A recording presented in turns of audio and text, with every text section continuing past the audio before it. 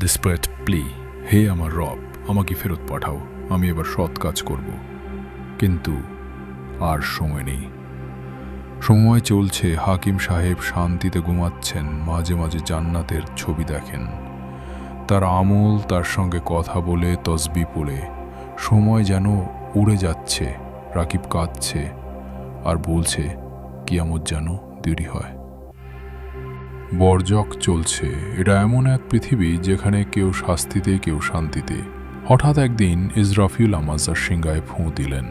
পাহাড় চূর্ণ বিচূর্ণ, সমুদ্র জ্বলে উঠল, আকাশ ভেঙে পড়ল। দ্বিতীয়বার সিংহা বাজানো হলো, সমস্ত কবর ফেটে গেল। হাকিম সাহেব উঠলেন, সাদা কাপড়ে, মুখ উজ্জ্বল। তার সঙ্গী আমল বলছে, আসো, রব তোমার অপেক্ষায়। রাকিব উঠল, ধুলোয় ভরা, মুখ অন্ধকার, পাশে কোনো সঙ্গী নেই, শুধু ভয়। মানুষ সবাই সমবেত, সূর্য মাথার উপরে, ঘাম বুক পর্যন্ত। একে একে হিসাব হচ্ছে। হাকিম সাহেবের নাম আমলনামা দেওয়া হলো ডান হাতে। পাল্লায় উঠল ভালো কাজ, ভারী। আল্লাহ বললেন, আমার বান্দা সন্তুষ্ট, আমি ওর প্রতি সন্তুষ্ট, জান্নাতে প্রবেশ করো। রাকিব পেল বাঁ হাতে। ভালো কাজ ছিল সামান্য, কিন্তু গুনাহে ছিল ডুবে। সে কাঁদছে, চিৎকার করছে।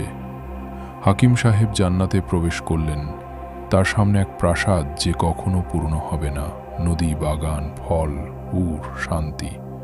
তিনি বললেন, এই শান্তির পেছনে ছিল আমার সেই ছোট ছোট নামাজ, কান্না ভেজা তাওবা আর আল্লাহর ভয়। রাকিব, তাকে টেনে নেওয়া হলো জাহান্নামের দিকে। তার কবরের আজাব এখন স্থায়ী আজাবে রূপ নিল।